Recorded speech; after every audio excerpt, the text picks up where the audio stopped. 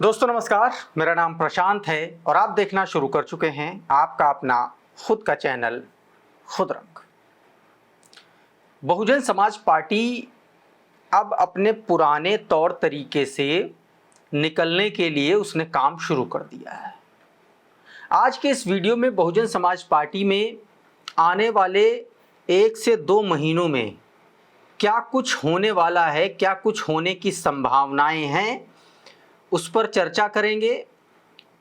बहन जी जो अपने बयान दे रही हैं, चाहे वो ट्विटर के माध्यम से हो, एक्स के माध्यम से हो, या फिर जो बहुजन समाज पार्टी की बैठकें चल रही हैं, जिस तरीके से उसमें बातचीत चल रही है उसके माध्यम से हो, उन पर भी बातचीत करने की कोशिश करेंगे और समझेंगे कि बहुजन समाज पार्टी उत्तर प्रदेश में 2027 के विधानसभा चुनाव से पहले, ये 2025 चल रहा है, अप्रैल है, मतलब लगभग 1.5 साल का वक्त बचा हुआ है इस चुनाव में। तो उससे पहले बहन कुमारी मायावती जी ने क्या एक खाका, एक पेपर वर्क उन्होंने पहले से कर लिया है क्या, इन सारे मुद्दों पर आज के इस वीडियो में चर्चा करूंगा। साथियों, वीडियो बहुत इंटरेस्टिंग होने वाला है, कुछ फैक्ट्स लेकर के आया हूं आपके सामने और थोड़ा सा लंबा भी होगा, तो आप बने रहिएगा। कई सारे मसलों पर चर्चा करेंगे। सबसे पहले एक खबर जो चल रही है उसकी चर्चा कर लेते हैं। दोस्तों, बीते दिनों बहन जी ने एक बैठक लखनऊ में की, फिर उत्तर प्रदेश और उत्तराखंड के पदाधिकारियों की, उसमें नेशनल कोऑर्डिनेटर्स भी थे। फिर बहन कुमारी मायावती जी ने बेनीवाल, रामजी गौतम और उसके बाद राजा राम, एक तीसरा नेशनल कोऑर्डिनेटर भी बना दिया। और उसके बाद बहन कुमारी मायावती जी दिल्ली पहुंची और दिल्ली में चूंकि मायावती जी के जो छोटे वाले भतीजे हैं ईशान आनंद, उनकी शादी है तो वो शादी में गई हुई हैं। और इस दौरान उन्होंने बहुजन समाज पार्टी के उन राज्यों के पदाधिकारियों की बैठक ली जो नॉन हिंदी बेल्ट, या एक तरीके से कहा जा सकता है साउथ के स्टेट्स की उन्होंने बैठक ली। उसमें महाराष्ट्र, तमिलनाडु, केरल, तमाम सारे। और ये जानकारी बहन कुमारी मायावती जी ने खुद अपने एक्स हैंडल पर पोस्ट के जरिए दी। कहा यह जा रहा है, जो सोर्सेज से मिल रही जो जानकारी है उसके मुताबिक बहुजन समाज पार्टी में कोई बड़ा बदलाव, कोई बड़ी प्लानिंग, कोई बड़ी ज्वाइनिंग होने जा रही है। और ज्वाइनिंग मैं इसलिए कह रहा हूं क्योंकि जो दिल्ली में बैठक हुई, जो लखनऊ में बैठक हुई बीते दिनों, उसमें अंदर के सोर्स ये बताते हैं कि बहन कुमारी मायावती जी ने अब ये कहा है लोगों से, अपने कोऑर्डिनेटर्स से, बड़े नेताओं से ये कहा है कि बहुजन समाज पार्टी के उन नेताओं की एक लिस्ट बनाइए, ऐसे नेताओं की एक लिस्ट बनाइए जो बहुजन समाज पार्टी में हैं लेकिन निष्क्रिय हैं। ऐसे नेताओं की भी लिस्ट बनाइए जो बहुजन समाज पार्टी में नहीं हैं और किसी दल में नहीं हैं। और ऐसे भी नेताओं की लिस्ट बनाइए जो बहुजन समाज पार्टी में नहीं है लेकिन दूसरे दलों में हैं और उनको कोई वहां पर कोई बहुत सम्मानजनक चीजें मिल नहीं पा रही हैं। तो बहन कुमारी मायावती जी ने इस तरीके से 3 तरीके से लोगों की, नेताओं की लिस्ट बनाने के लिए कहा है। याद कीजिए कि कुछ महीनों पहले भी बहन कुमारी मायावती जी ने यह कहा था, जब विधानसभा के उपचुनाव उत्तर प्रदेश में थे 10 सीटों पर, उस वक्त भी बहन कुमारी मायावती जी ने, उसके आसपास भी इस तरीके की चर्चाएं हुई थी और बहन जी ने ये बात कही थी। बहुत तेजी से चर्चाएं उड़ी थी कि जो पुराने नेता हैं वो वापस आएंगे। उसमें तमाम सारे ऐसे नेताओं का जिक्र था जो घाट घाट का पानी पी चुके हैं। स्वामी प्रसाद मौर्य का भी जिक्र था उसमें। लेकिन अब एक बार फिर से बहन कुमारी मायावती जी ने ऐसी एक लिस्ट बनाने के लिए कह दिया है और कहा है कि जल्दी से जल्दी इस लिस्ट को दीजिए। अब चूंकि ये कहा जा रहा है कि मई के पहले हफ्ते में, पहले सप्ताह में, शुरुआती मई में बहुजन समाज पार्टी की एक हाई लेवल की, ऑल इंडिया लेवल की एक बड़ी बैठक उत्तर प्रदेश की राजधानी लखनऊ में होगी। और इस बैठक में जो बहन कुमारी मायावती जी ने निर्देशित किया है, पदाधिकारियों को उनसे ये कहा है कि ये जो हमने आप लोगों को काम दिया है ये काम हमको चाहिए।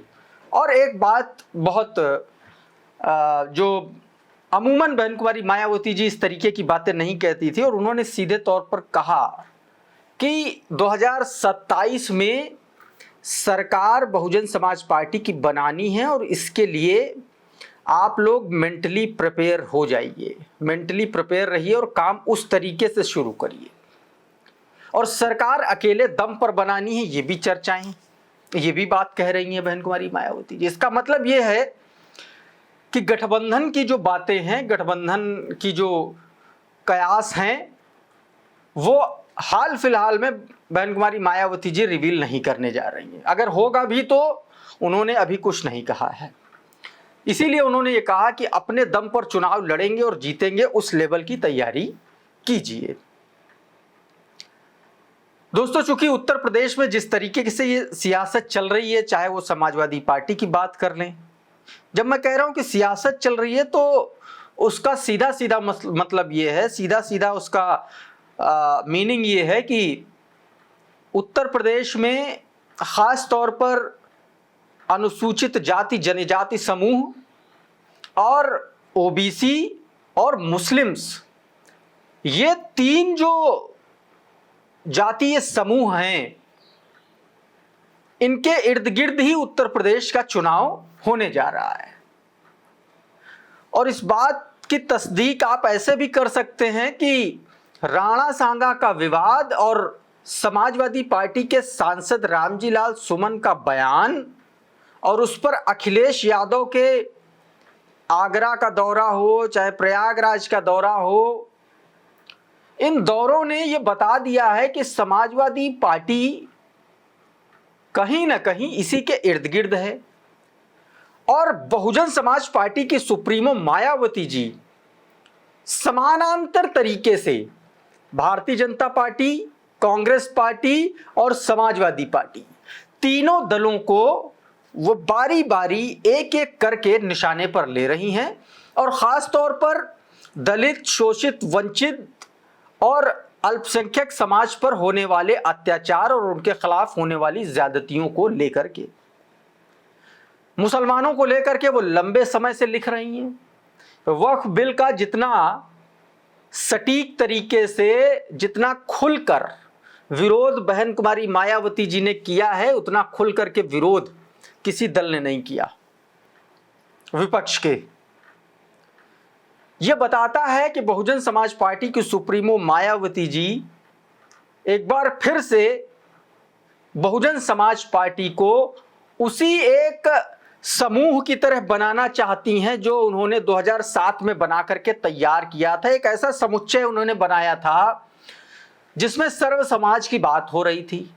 और आप एक बात और देखिए, बहुत गौर से देखिए बहुजन समाज पार्टी के नेताओं को, कि अब वो सर्व समाज की बात करते हैं।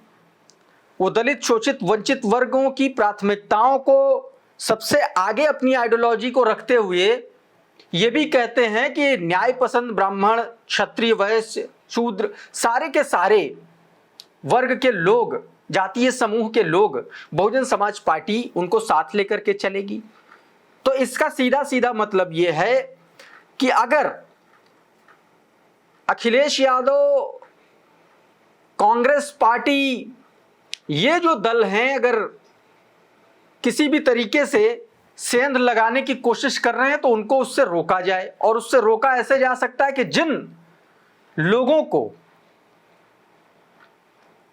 अखिलेश यादव आजकल निशाने पर ले रहे हैं, उन लोगों को बहुजन समाज पार्टी अब साथ लेकर के चलने की बात धीरे धीरे करने लगी है। ऐसे में बहुजन समाज पार्टी का ये दांव, ये रणनीति आने वाले वक्त में समाजवादी पार्टी के लिए ही नहीं बल्कि भारतीय जनता पार्टी के लिए भी बड़ी टेढ़ी खीर साबित होने वाली है, ऐसा कहा जा रहा है। अच्छा, दूसरी तरफ जिस तरीके से, जिस रणनीति के तहत बहुजन समाज पार्टी इस बार दांव चली है, उससे एक बात और साबित होती है कि खुद बहुजन समाज पार्टी के भीतर ऐसे लीडर्स, ऐसे नेता जो काम नहीं कर रहे हैं, सिर्फ झंडा लगा करके रखे हैं, उनको भी एक तरीके से चिन्हित करने का एक प्लान बना लिया है। और वो प्लान ये है कि नेशनल कोऑर्डिनेटर जो अभी तक बसपा में एक होता था, अब वो 3-3 बन गए। और कहा जा रहा है कि अभी 1 से 2 नेशनल कोऑर्डिनेटर और बनेंगे। यानी कि जो पार्टी के भीतर जो रस्साकशी थी नेशनल कोऑर्डिनेटर पद को लेकर के, अब वो रस्साकशी बहन कुमारी मायावती जी ने खत्म कर दी है। हर किसी के समर्थक को, हर किसी नेता को उन्होंने संतुष्ट कर दिया है कि हाँ भाई, आप भी नेशनल कोऑर्डिनेटर, आप इतने राज्य ले लीजिए। राजा राम जी, आप भी नेशनल कोऑर्डिनेटर, आप पश्चिम का उधर का संभाल लीजिए। राम जी गौतम, आप भी नेशनल कोऑर्डिनेटर, आप बिहार और झारखंड और ये सारे राज्य संभाल लीजिए। बेनीवाल जी, आप भी उठा लीजिए, आप हरियाणा संभाल लीजिए, पंजाब संभाल लीजिए, उत्तराखंड संभाल लीजिए। तो एक तरीके से उन्होंने सेटिस्फाई करने का काम किया, जिससे जो बहुजन समाज पार्टी के भीतर इनफाइटिंग यानी कि अंदरूनी कलह और गुटबाजी की जो चर्चाएं हो रही थी, उसको बहन कुमारी मायावती जी ने कहीं ना कहीं उसको एक तरीके से डिमोलिश करने का काम कर दिया है।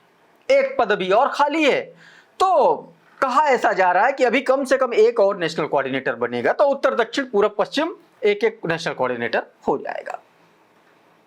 अब सवाल यह है कि जो मई के पहले सप्ताह में 8 मई के आसपास जो बैठक बुलाने की जो चर्चाएं हैं, उसमें ये चर्चा हो रही है कि बहन कुमारी मायावती जी कुछ बड़े ऐलान कर सकती हैं, कुछ पुराने नेताओं की ज्वाइनिंग भी हो सकती है, या अगर नहीं ज्वाइनिंग हो सकती है तो उन नेताओं की लिस्ट उनके सामने होगी कि ये हैं प्रोबेबल जो लीडर्स हैं, चाहे वो बसपा के हैं, चाहे वो बसपा के बाहर के हैं, चाहे वो कोई और तरीके के नेता, उनकी एक लिस्ट होगी। फिर धीरे धीरे उन पर अप्रोच करना शुरू किया जा सकता है। इस तरीके की चर्चाएं हैं। अब एक सवाल ये और है कि आकाश आनंद बहुजन समाज पार्टी में वापस आ गए हैं, तो अब वो क्या करेंगे? देखिए, एक बात तो लगभग तय मानी जा रही कि आकाश आनंद अब कम से कम नेशनल कोऑर्डिनेटर का पद उनके आसपास नहीं होगा, क्योंकि एक तबका बहुजन समाज पार्टी में ऐसा भी है जो आकाश आनंद के खिलाफ खड़ा हुआ है, और एक तबका ऐसा है जो आकाश आनंद के साथ में खड़ा हुआ है। ऐसे में बहन कुमारी मायावती जी 2027 से पहले ये बिल्कुल नहीं चाहेंगी कि कोई ऐसा फैसला लिया जाए जिससे बसपा के समर्थक आकाश समर्थक वर्सेस आकाश विरोधी में बंट जाए। हाँ, आकाश आनंद को कोई अनऑफिशियल ऐसा काम दिया जा सकता है जो सिर्फ बहन जी की निगरानी में होगा और बहुत महत्वपूर्ण होगा। तो दोस्तों, ये देखना होगा कि किस तरीके से आने वाले वक्त में बहुजन समाज पार्टी काम करेगी। अच्छा, एक बात और देखिए कि समाजवादी पार्टी को किस तरीके से बहन कुमारी मायावती जी और भारतीय जनता पार्टी को भी कैसे केंद्र सरकार को घेरने का काम कर रही हैं। बीते दिनों जब बहन जी की बैठक थी लखनऊ में, उत्तर प्रदेश में, उसके बाद वो दिल्ली चली गई और दिल्ली में उन्होंने पश्चिम के प्रभारियों की जब बैठक ली तो 19 तारीख को उन्होंने एक ट्वीट किया। उसमें उन्होंने जो बैठक ली उसमें उन्होंने बताया कि महाराष्ट्र, गुजरात, दक्षिण भारत के कर्नाटक, तमिलनाडु और केरल, ये 5 राज्यों के प्रभारियों की बैठक, उनके पदाधिकारियों की बैठक उन्होंने दिल्ली में ली। और इस बैठक में क्या चर्चा हुई इसको भी बहन जी ने खुलासा किया। उन्होंने देखिए, एक जो सेंटीमेंट इस वक्त दक्षिण के राज्यों में है, वो इस वक्त एक बहुत मसला चल रहा है कि नेशनल एजुकेशन पॉलिसी जो आई है, नेशनल एजुकेशन पॉलिसी नई वाली, उसमें त्रिभाषा, अभी तक द्विभाषा का फॉर्मूला था 1968 का जो वो था उसके हिसाब से, लेकिन अब 3 भाषाओं का मामला है। उसमें तमिलनाडु की सरकार ने कहा कि नहीं, हम पहले वाली पॉलिसी पर काम करेंगे, और उस पर केंद्र सरकार ने तमिलनाडु को जो दिया जाने वाला पैसा था, करीब 2000 करोड़ से ज्यादा का रुपया जो है वो रोक लिया। तो एक भाषा को लेकर के एक विवाद चल रहा है। अच्छा है क्या कि पहले 2 भाषाएं थी, इस बार अब 3 भाषाएं कर दी है। 2020 जो एनईपी नई नेशनल एजुकेशन पॉलिसी जो लागू हुई है, न्यू एजुकेशन पॉलिसी, उसमें तो अब चूंकि इस पॉलिसी के हिसाब से दक्षिण के राज्य मान नहीं रहे हैं, इस पर एक नए तरीके की सियासत चल रही है। और आप सभी को पता होना चाहिए कि दक्षिण में धर्म से ज्यादा भाषा की सियासत चलती है। तमाम सारे ऐसे दल हैं जिनकी नींव ही हिंदी भाषा के विरोध पर पड़ी।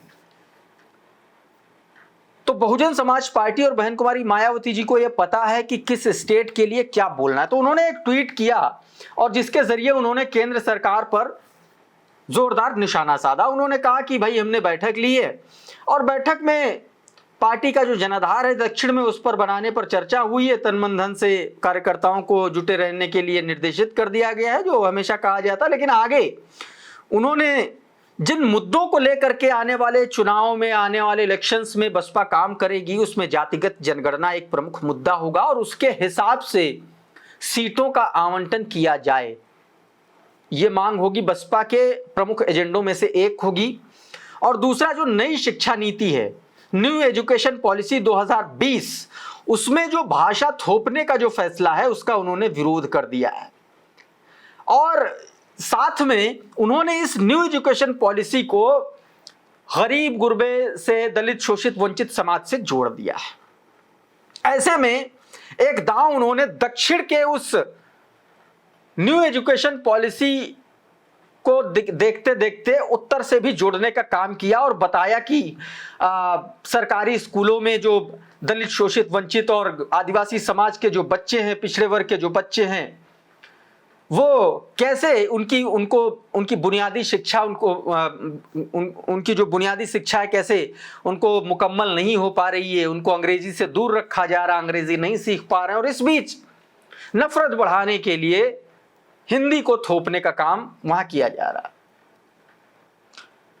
इससे पहले उन्होंने आगरा की घटना पर जिस तरीके से बारात को रोकने का काम किया, ठाकुर समाज के लोगों ने उस पर उन्होंने हमला बोला। और आगरा इस वक्त एकदम हॉट टॉपिक बना हुआ, क्योंकि अखिलेश बीते दिनों आगरा गए और अखिलेश के आगरा जाने से पहले ही बहन कुमारी मायावती जी ने 20 अप्रैल को एक और ट्वीट किया, यानी कि कल।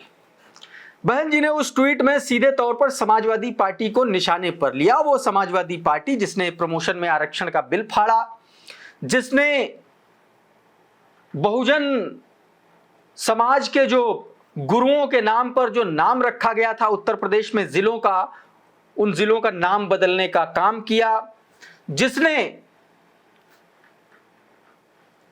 गेस्ट हाउस कांड में सीधे तौर पर बीएसपी सुप्रीमो के साथ जिस तरीके से व्यवहार किया गया वो किया। अब वो समाजवादी पार्टी दलितों के साथ अपने रामजी लाल सुमन इकलौते जो इनके सांसद हैं इस वक्त, जो चर्चा का विषय बने हुए हैं, उनको डिस्प्ले करके एक सेंटीमेंट जगाने की कोशिश कर रही है। और उस पर बहन जी ने जोरदार तमाचा चढ़ा।